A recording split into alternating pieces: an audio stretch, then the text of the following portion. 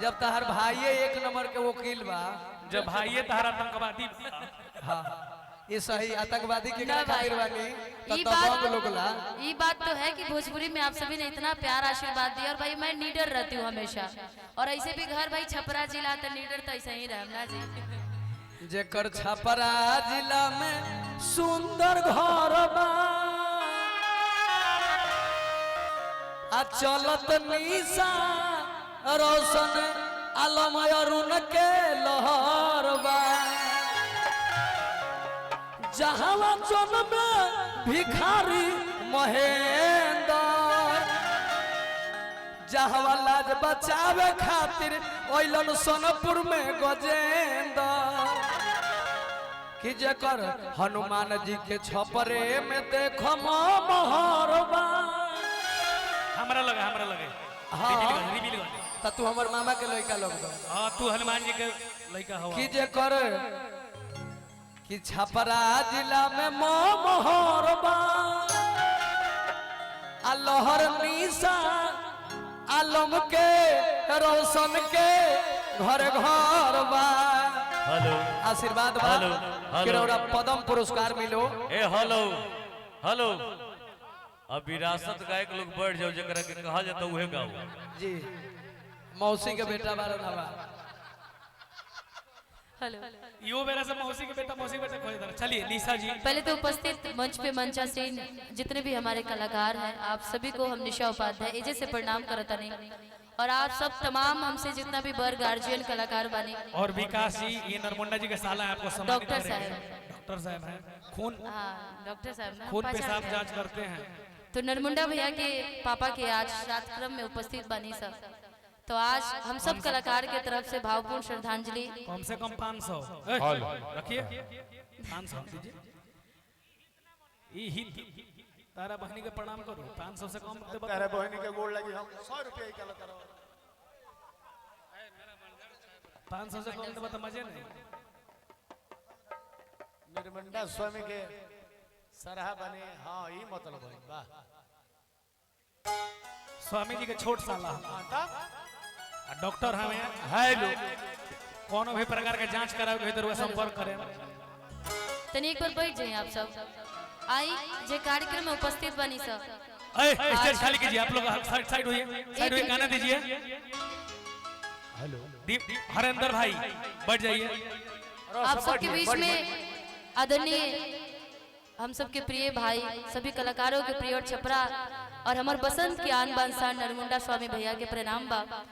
आज उनके कारण ही आज बसंत में इतना प्यारा सा महोत्सव, आज आप सब तमाम जनता जनार्दन जितना भी यहाँ पे आयल बनी, आज जितना कलाकार आप सबके देखा था नहीं, आप सबके बहुत बहुत धन्यवाद। और साथ ही साथ मंच पे मंचासीन असगर जी के पूरा टीम को भी बहुत बहुत धन्यवाद। बहुत जल्दी 6 तारीख के मुलाकात नागपुर में हुई है उस सबसे। कल के कार्यक्रम हमारे झारखंड भाई से थोड़ा जल्दी जाए के पड़ी, लेकिन फिर भी एक निर्गुण आप सबके बीच में जो उपलक्ष्य में आयल बने बाद से हमारे बीच में बहुत सारा कलाकार आयल बलो, आप सबके सुनाई एक गीत।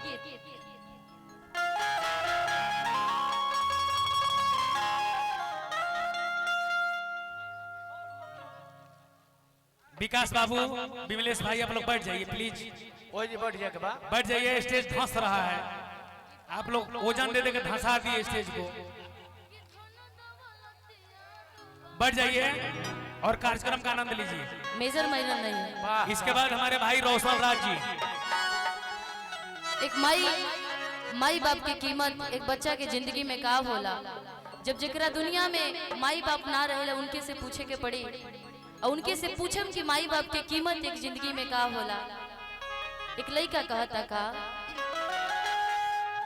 कि बार बार मिल जाए, कि बार बार मिल जाए, कि धन दौलतिया दोबारा ना, कि बार बार मिल जाए, कि बार बार मिल जाए, धन दौलतिया दोबारा ना।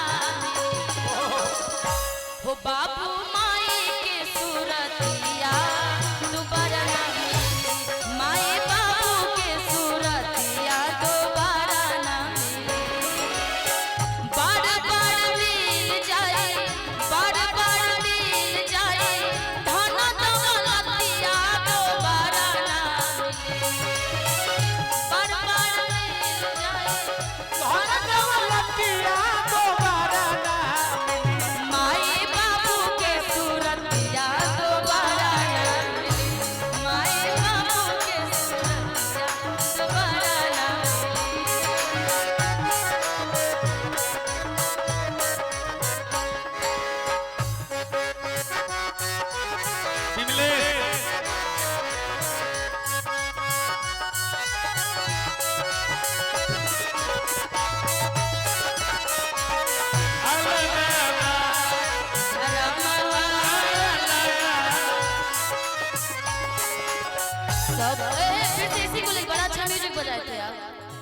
सब कर खुनवा एक ही रे हउवे सब कर खुनवा एक ही रे हउवे धारा मावा अलग अलग धारा मावा अलग अलग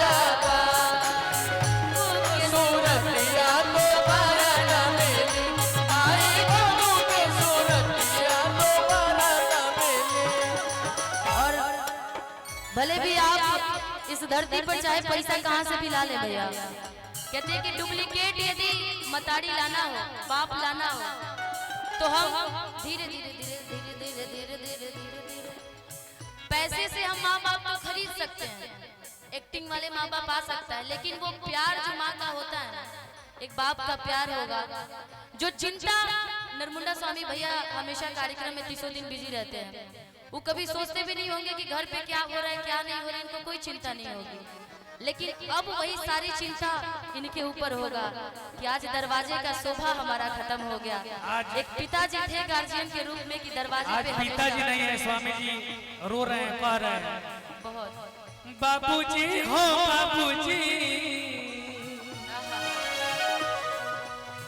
अवतारो आई बाबूजी हो बाबूजी अवतारो आई।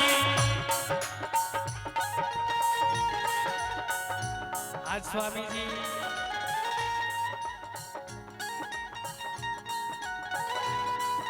सदाई बाबूजी हो बाबूजी अवतारो आई बाबूजी हो बाबूजी अवतारो आई। हमारा के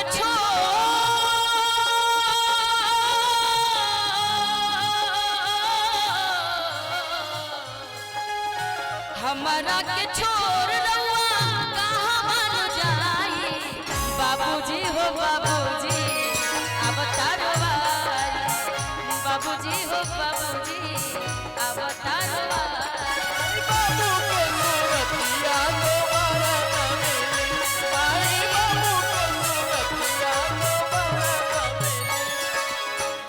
माई बिछवना हई बाबू हई चादर बिछवना भाई बाबू भइले चादर करे के ना चाहे कभू कहू के अनादर के न चाहे माई बाबू के अनादर।